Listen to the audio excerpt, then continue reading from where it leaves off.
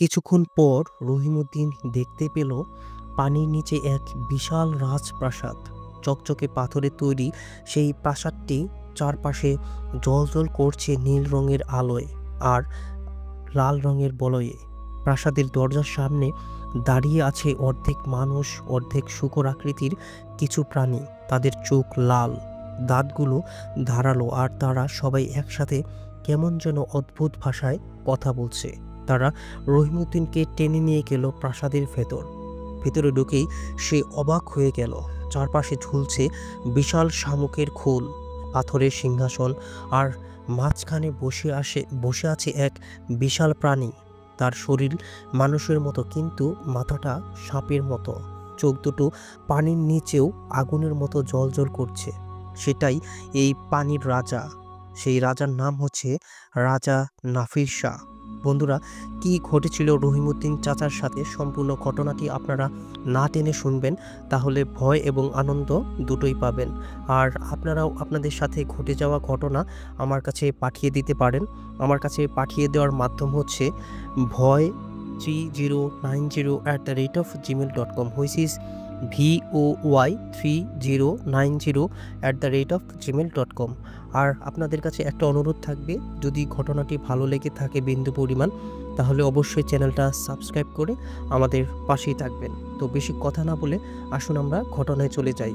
সুমন আমাকে যেভাবে ঘটনাটি পাঠিয়েছে ঠিক সেভাবেই আমি আপনাদেরকে পড়ে শোনাচ্ছি। বাংলাদেশের উত্তরাঞ্চলে এক বিশাল জলাভূমি। গ্রামের মানুষদের জীবন একটা বড় অংশ এই বিলের সঙ্গে জড়িয়ে আছে। বর্ষাকালে এলেই চারদিক শুধু পানি আর পানি। দূর থেকে ভেসে থাকা নৌকা, কচুরিপানা আর জেলেদের জাল, এই যেন গ্রামের মানুষদের জীবন। সেই গ্রামেই থাকতো এক জেলে, তার নাম রহিমউদ্দিন। তার বয়স আনুমানিক 50 কিংবা 60-এর মতো। সারা জীবন মাছ ধরেই তার সংসার চলে। স্ত্রী আর এক ছেলে, 3 জনের ছোট্ট সুখের সংসার। রহিমউদ্দিনের একটা স্বভাব ছিল, সে যেভাবেই হোক বেশি মাছ ধরতে চায়, যতটা পারে অন্য ছেলেদের থেকে বেশি জাল ফেলতে চায় আর বেশি ইনকাম করতে চায়। একদিন দুপুরের পর থেকেই আকাশ কালো মেঘে ঢেকে গেল। সন্ধ্যা না হতেই শুরু হলো প্রবল বৃষ্টি, সাথে অনেক বজ্রপাত। গ্রামের সব জেলে নৌকা ভেদে ঘরে ফিরে গেল, কিন্তু রহিমউদ্দিনের মন মানল না। সে ভাবল, আজকে কেউ মাছ ধরতে যাবে না, বিলটা ফাঁকা থাকবে, তাহলে অবশ্যই অনেক বেশি মাছ পাওয়া যাবে। তার স্ত্রী রোকিয়া বলল, এই আবহাওয়ায় কেউ মাছ ধরতে চায়? অনেক বজ্রপাত হচ্ছে, আজকে মাছ ধরতে যেও না। রহিমউদ্দিন হেসে বলল, তুমি ভয় পাও? আমি এসব ভয় পাই না। আমি জানি কোন দিকের পানিতে আজ বেশি মাছ উঠবে। এই বলেই সে টর্চ লাইট, একটা গামছা আর তার প্রিয় জাল নিয়ে বেরিয়ে পড়ল বিলের দিকে। বিলটা তখন একদম ভয়ানকভাবে নিস্তব্ধ হয়ে আছে। বৃষ্টির শব্দ ছাড়া আর কিছুই শোনা যাচ্ছে না। দূরে কোথাও বজ্রপাত হলে হঠাৎ পুরো বিল আলোকিত হয়ে ওঠে। মুহূর্তের জন্য দেখা যায় কচুরিপানা, ভাসমান গাছের ডাল আর পানির উপর ভেসে থাকা কিছু রহস্যময় ছায়া। লোকমুখে শোনা কথা, বিলের দক্ষিণ প্রান্তে একটা জায়গা আছে, নাম কালাপানির দুয়ার। ওখানে দিনে কেউ যায় না, রাতে তো দূরের কথা, কারণ সবাই বলে ওইখানে রঙিন মাছ দেখা যায়। আর যে জেলে ওই মাছ ধরতে চায় সে আর কখনো ফিরে আসে না। রহিমউদ্দিন এসব কথা জানতো, কিন্তু সে এসব শুনে হাসতো। জিন পরি কিছুই সে বিশ্বাস করতো না। মাছ ধরলে সে বেঁচে থাকতে পারবে, দুবেলা খেতে পারবে, আর মাছ না ধরলে সে না খেতে পেয়ে মারা যাবে। এইটা ভেবে সে এসব কিছু বিশ্বাস করতো না। সেই রাতেই সে সোজা কালা পানির দিকে নৌকা চালিয়ে গেল। বৃষ্টি থেমেছে, কিন্তু আকাশে অনেক কালো মেঘ। রহিমউদ্দিন টর্চ লাইট জ্বালিয়ে পানির দিকে তাকাতেই তার চোখ কপালে উঠে গেল। সে দেখে পানির নিচে রঙিন রঙিন কিছু নড়াচড়া করছে, লাল, সবুজ, নীল, বেগুনি, যেন গলিত রঙের আলো পানির তলদেশে নাচানাচি করছে। সে মনে মনে বলে উঠল, এই রঙিন মাছগুলো ধরতে পারলে বাজারে অনেক ভালো দাম পাওয়া যাবে। তারপর সে জালটা ছুড়ে দিল ওই রঙিন মাছের জায়গাটার উপর। কিন্তু জাল পড়তেই সে এক অদ্ভুত টান অনুভব করলো, এত শক্ত টান যে পুরো নৌকাটা দুলে উঠল। রহিমউদ্দিন জাল টানতে গেল, কিন্তু মনে হলো কেউ যেন নিচ থেকে বিপরীত দিকে টানছে। হঠাৎ করে সে একটা অদৃশ্য টান অনুভব করলো, এক টানে সে পানির নিচে পড়ে গেল।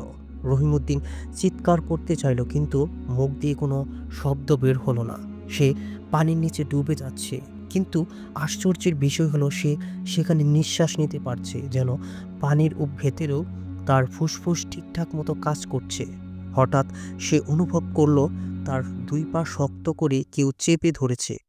নিচে তাকিয়ে দেখে বিশাল কালো দুটি হাত তার পায়ের গোড়ালি চেপে ধরেছে।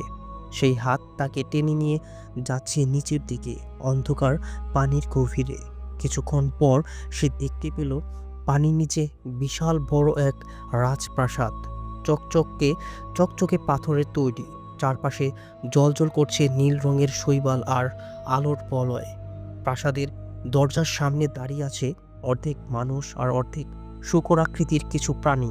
তাদের চোখ লাল, দাঁতগুলো অনেক ধারালো, আর তারা সবাই একসাথে কেমন যেন অদ্ভুত ভাষায় কিছু বলছে। তারা রহিমউদ্দিনকে টেনে নিয়ে গেল প্রাসাদের ভেতরে ঢুকেই সে অবাক হয়ে গেল। চারপাশে ঝুলছে বিশাল শামুকের খোল, পাথরের সিংহাসন, আর মাঝখানে বসে আছে এক বিশাল বড় প্রাণী। তার শরীর মানুষের মতো হলেও মাথাটা সাপের মতো, চোখ দুটো পানির নিচেও আগুনের মতো জ্বলজ্বল করছে। সেই হচ্ছে এই পানির রাজা।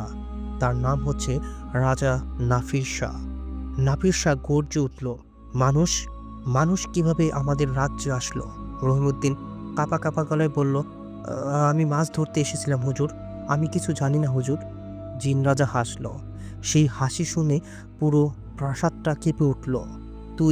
তুই আমাদের পবিত্র মাছের উপর জাল ফেলেছিস, জানিস এই রঙিন মাছগুলো আমাদের রাজ্যের রক্ষক।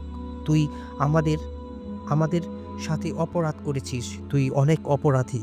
রহিমউদ্দিন কাঁদতে বলল, আমাকে ক্ষমা করে দিন হুজুর, আমি এসব জানতাম না। জিন রাজা চোখ বন্ধ করল, তারপর বলল, মানুষের একটাই লোভ, সেই লোভে তারা আমাদের জগতে ঢুকে পড়ে। তারপর রাজা তার হাত উঁচু করতেই রহিমউদ্দিনের সামনে ভেসে উঠল এক বিশাল আয়না। আয়নায় দেখা গেল তার গ্রামের ঘর, তার স্ত্রী রোকেয়া তার জন্য কান্নাকাটি করছে। রাজা বলল, তুই কি চাস আমরা তোকে ফিরিয়ে দিই? তাহলে আমাদের একটা শর্ত মানতে হবে। রহিমউদ্দিন বলল, যে শর্তই দিবেন আমি মেনে নেব হুজুর, বলুন কি করতে হবে আমাকে। নাফির শাহ বলল, প্রতি পূর্ণিমা রাতে তুই চলন বিলে ফিরে আসবি। তোর ছায়া আমাদের পানির উপর পড়বে, আর সেটাই আমাদের রক্ষা কবচ হিসাবে কাজ করবে। কিন্তু তুই কখনো কাউকে এই ঘটনার কথা বলতে পারবি না। যদি তুই কখনো কাউকে এই ঘটনার কথা বলিস, তুই যেখানেই থাকবি সেখানেই আমরা তোকে খুঁজে বের করে নিয়ে আসবো, আর কেউ তোকে খুঁজে পাবে না। রহিমউদ্দিন কাঁপা গলায় বলল, আমি প্রতিজ্ঞা করছি আমি কাউকে বলবো না। রাজা তার হাত নাড়তেই পানির ঢেউ ঘূর্ণির মতো ঘুরে রহিমউদ্দিনকে টেনে নিয়ে উপরে গেল। যখন তার জ্ঞান ফিরে আসে তখন সে দেখে সে বিলের ঘাটে পড়ে আছে। সকাল হয়ে গেছে, সূর্য উঠেছে পশ্চিম আকাশে। তার পাশে জাল ছড়ানো, কিন্তু একটা মাছও নেই জালে। গ্রামের মানুষ বলল, রাতে কেউ নাকি দূর থেকে দেখছিল রহিমউদ্দিনের নৌকার চারপাশে নীল আলো ঘুরে বেড়াচ্ছিল, কিন্তু কেউ সাহস করেনি সেখানে যাওয়ার জন্য। সেদিন থেকে রহিমউদ্দিন পুরোপুরি বদলে গেল। সে আর কখনো রাতে মাছ ধরতে যেত না। কিন্তু মানুষ তো ভুল করেই। একদিন তার ছেলে তাকে জিজ্ঞাসা করলো, বাবা, তুমি সেদিন রাতে কি দেখেছিলে?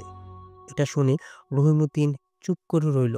তার ছেলে আবারও তাকে জিজ্ঞাসা করলো, বাবা বলো কি হয়েছিল সেদিন তোমার সাথে? অনেক জোরাজুরি করার পর রহিমউদ্দিন কিছুক্ষণ চুপ করে থেকে ফিসফিস করে বলল, বাবা, বিলের পানির নিচেও মানুষ থাকে।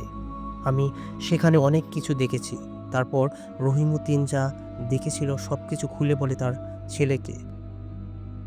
এটা বলে সে ঘর থেকে বেরিয়ে গেল। সেদিন ছিল পূর্ণিমার রাত। রাত পেরিয়ে ভোর হলো, কিন্তু রহিমউদ্দিনের আর দেখা নেই। তার ছোট নৌকাটা পাওয়া গেল কালাপানির দুয়ারে। জাল ছড়ানো অবস্থায় ছিল, কিন্তু সেখানে রহিমউদ্দিন নেই। শুধু পানির উপর ভেসে ছিল এক টুকরো গামছা, আর দূর থেকে দেখা যাচ্ছিল পানির নিচে রঙিন কিছু আলো নড়াচড়া করছে। লোকমুখে এখনো শোনা যায়, বর্ষার রাতে চলন বিলে কেউ যদি একা একা নৌকা চালায়, তবে দূর থেকে রহিমউদ্দিনের কণ্ঠের মতো একটা কণ্ঠ ভেসে আসে। পেছনে তাকালে দেখা যায় কেউ নেই, শুধু পানির নিচে একটা ছায়া সাপের মতো পেঁচিয়ে আছে একটা গাছের গোড়ায়। তো বন্ধুরা, কেমন লাগলো ঘটনাটি অবশ্যই কমেন্টের মাধ্যমে জানাবেন। আর বিন্দু পরিমাণ ঘটনাটি ভালো লেগে থাকলে আমাদের চ্যানেলটি সাবস্ক্রাইব করবেন এরকম সব রহস্যময় ও ভৌতিক ঘটনা শোনার জন্য। তো আজকে এ পর্যন্তই। টাটা।